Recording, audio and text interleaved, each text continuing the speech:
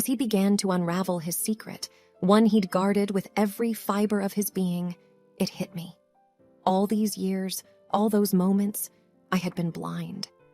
My heart ached with the realization of how much he meant to me, and how foolish I had been not to recognize it sooner. The weight of regret pressed heavily on my chest. "Dean, I faltered. I never realized." His fingers tightened around mine, offering solace. "Sometimes," he whispered, "we don't see what's in front of us until the right moment arrives." I leaned in, the scent of his cologne enveloping me, the world narrowing to just us two. I would give anything to turn back time, to see clearly from the start. But in that instant, one thing was certain. I was irrevocably in love with Dean. My name is Elle, and this is my story. I'd never been one to believe in fate, destiny, or any kind of predetermined paths. Life, in my view, was a series of choices, each one leading to another in an endless cycle. It was during a summer trip to New Orleans with college friends. We had stumbled upon an old hidden shop, the kind that smelled of incense and mystery. It was run by an elderly woman named Madame Laveau, who claimed to be a descendant of the famous voodoo queen of the same name. "You," she pointed at me, her long, bony finger adorned with several rings. "You have a question in your heart." Intrigued, and partially to entertain my friends, I sat down opposite her. She spread out a deck of tarot cards and began flipping them one by one. The room was filled with an eerie silence, save for the soft whispers of the cards as they revealed their secrets. "You will find happiness," Madame Laveau began, her voice a raspy whisper, "but only with a man with eyes as deep as the ocean." I looked at her in confusion. "What does that mean?" "Blue eyes," she stated simply, her gaze piercing into mine. "Your destiny is intertwined with a man with blue eyes." At the time, I had laughed it off, taking it as a fun story to share back home. Little did I know how much weight those words would carry in my life. Months turned into years, and I found myself gravitating towards men with blue eyes. It wasn't a conscious choice, not really, but somewhere in the back of my mind, Madame Laveau's prediction lingered. There was Rob, with his ice blue eyes, then Alex, with eyes the color of a clear summer sky. But each relationship, while filled with moments of joy, also had its share of heartbreak and pain. In the midst of this azure-eyed whirlwind, I met Dean. Dean, with his deep, soulful brown eyes. There was an intensity about him, a raw passion that drew me in. We became fast friends, and over time, it became evident that his feelings for me ran deeper. I'd be lying if I said I wasn't attracted to him. There were moments, fleeting and rare, when I'd get lost in his gaze, feeling a warmth and connection I hadn't felt with anyone else. But every time things started to get serious, the fortune teller's words would echo in my mind. Could I truly be happy with a man without blue eyes? One evening, as we sat on my apartment's balcony, overlooking the city lights, Dean took my hand. "Elle," he began, his voice shaky, "I love you." The weight of those words, the emotion behind them, made my heart race. I wanted to say it back, to let myself be loved and to love in return. But the memory of the prophecy held me back.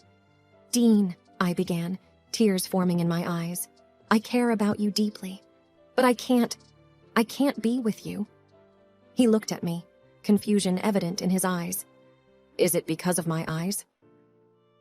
I was taken aback. How did he know? He chuckled bitterly. "I've seen the way you look at men with blue eyes. There's a longing there, a depth, that I've never seen when you look at me." It broke my heart to hear him say that.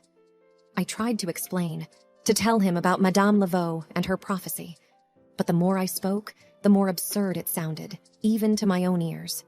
We ended the night in silence, each lost in our own world of thoughts and emotions. A few days later, Dean moved out of the city, leaving behind only a note. "Find your happiness, Ella, wherever and with whomever it may be." The guilt and regret weighed heavily on me. I had let go of a love that was real, tangible, for a prophecy that might never come true. The days turned into weeks, then months. I dated a few more blue-eyed men, but my heart wasn't in it. The magic, the connection I'd once felt, seemed to have disappeared. One evening, as I sat alone in my apartment, I pulled out the tarot cards I'd bought on a whim from Madame Laveau's shop. I shuffled them, trying to find answers, some guidance. The cards revealed a mix of images: cups, swords, a wheel of fortune. But the one that stood out was the Lover's card. 2 figures, one with deep blue eyes and the other with warm brown ones. Suddenly, it all became clear. The prophecy was not about finding happiness with a blue-eyed man. It was about finding balance, accepting love in all its forms, and not being bound by preconceived notions. With newfound determination, I decided to track down Dean, to apologize, to tell him how I truly felt. I didn't know if he'd take me back, but I knew I had to try. As I embarked on this new journey, one thing was clear. True love wasn't about the color of one's eyes. It was about the depth of one's soul. And I was ready to dive deep, to find my happiness wherever it may be. Time, they say, heals all wounds. And with the turning of seasons, the past became a mere speck in the distance.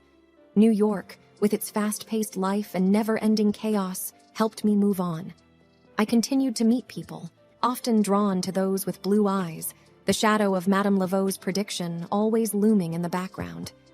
It had been a few years since my last encounter with Dean. In my daily life, he was almost forgotten, yet deep down, a part of me still yearned for those stolen moments, those whispered conversations, and those long walks along the river. My dating life was a series of short-lived romances, none of which ever reached the depth and connection I once shared with Dean. But life went on. With each passing day, I became more engrossed in my work, my friends, and my life in the city. It was on one such busy day, as I rushed through Central Park, that I saw him again. Dean, standing by the famous Bow Bridge, deep in conversation with a friend. The urge to walk past, unnoticed, was strong, but something stopped me in my tracks. His eyes, they were blue, the same deep, vivid blue that had once captivated me.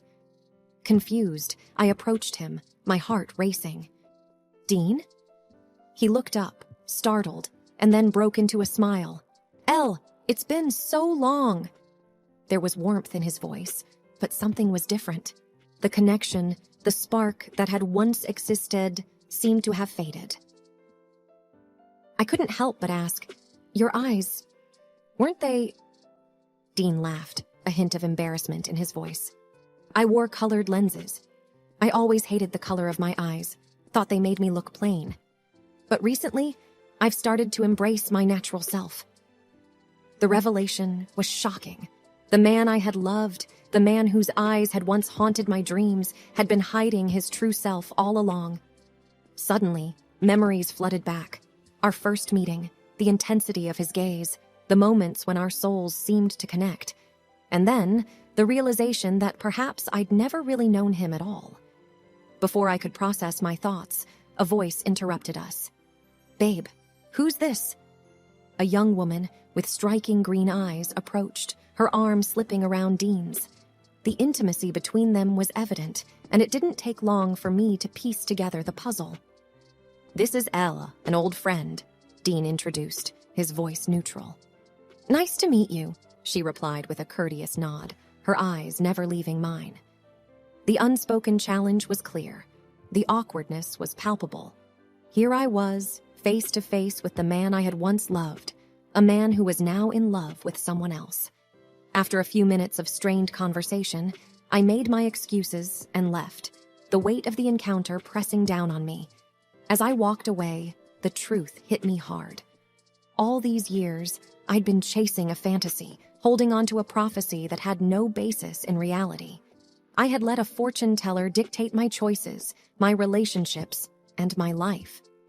Madame Laveau's words echoed in my ears, but for the first time, I questioned their validity.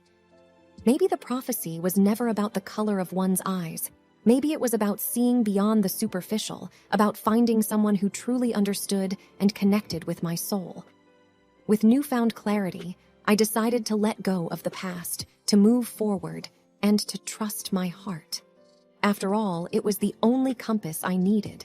The days turned into weeks and then months. With each passing day, the weight of the past lifted, replaced by a sense of peace and contentment. I began to see the world with fresh eyes, to appreciate the beauty in the mundane, and to cherish the connections that were genuine and deep. Life was no longer about chasing a prophecy or finding the perfect blue-eyed man. It was about living in the moment, about embracing the present, and about finding happiness within. And as I stood on the balcony of my apartment, overlooking the city lights, a smile played on my lips. The journey had been long and arduous, but it had led me to where I was meant to be. The city, with its hustle and bustle, its highs and lows, was a reflection of life itself.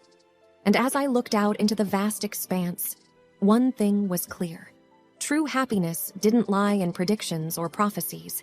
It lay in trusting oneself, in following one's heart, and in finding joy in the little moments that made life worth living. And with that thought, I stepped into the future, my heart light and my soul free, ready to embrace whatever life had in store.